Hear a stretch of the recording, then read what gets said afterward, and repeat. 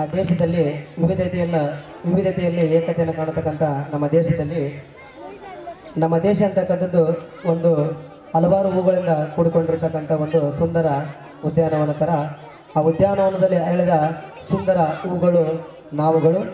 ಆ ಸುಂದರ ಹೂಗಳಲ್ಲಿ ಮಗುವಿನ ಒಂದು ಕಂಠದಿಂದ ಆಯಾ ಧರ್ಮದ ಧಾರ್ಮಿಕ ಪಠಣದಿಂದ ನೆರವೇರಿಸ್ಕೊಡ್ಲಿಕ್ಕೆ ಬರ್ತಾ ಇದ್ದಾರೆ ನಮ್ಮ ಶಾಲೆಯ ಮುದ್ದು ಮಕ್ಕಳು. ಇಂದು ಕ್ರೈಸ್ತ ಮುಸಲ್ಮಾನರವರ ಒಂದು ಧಾರ್ಮಿಕ ಪಠಣ ರೀತಿಯಲ್ಲಿ ಸ್ವಾಗತವನ್ನು ಕೋರಲಿಕ್ಕೆ ಬರ್ತಾ ಇದ್ದಾರೆ ಮುದ್ದು ಮಕ್ಕಳು.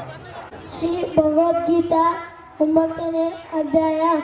ಧ್ಯಾನದಿಂದ ನೇರವಾಗಿ ಮೋಕ್ಷ ಪ್ರಾಪ್ತಿ.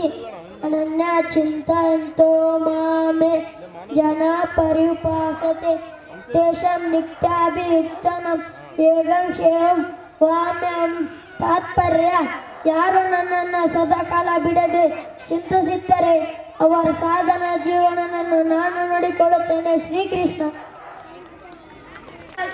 ಬಿಸ್ಮಿಲ್ಲಾಹಿರ್ ರಹ್ಮಾನಿರ್ ರಹೀಮ್.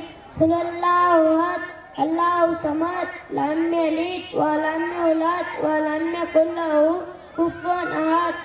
तर्जुमा: कहो अल्लाह एक है, अल्लाह बेनियाज है, ना उसकी कोई औलाद है ना वो किसी की औलाद है, और अल्लाह के सिवा कोई अफजल नहीं. ಮತ್ತಾಯ 6ನೇ ವಚನ.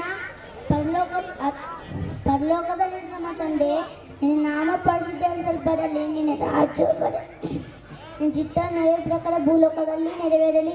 ನಮ್ಮ ಅನುದಿನದ ಆಹಾರವನ್ನು ಇವತ್ತು ದಯಪಾಲಿಸಿಕೊಡು. ನಮಗೆ ತಪ್ಪುಗಳನ್ನು ಕ್ಷಮಿಸಿದಂತೆ ನಮ್ಮ ತಪ್ಪುಗಳನ್ನು ಕ್ಷಮಿಸು. ಶೋಧನೆಗೆ ಸೇರಿಸದಂತೆ ಕೇಡಿನಿಂದ ತಪ್ಪಿಸು. ಯಾಕಂದರೆ ರಾಜ್ಯವು ಬಲವು ಮಹಿಮೆ ಸದಾಕಾಲವೇ ಸ್ವಾಮಿ. ಆಮೇನ್.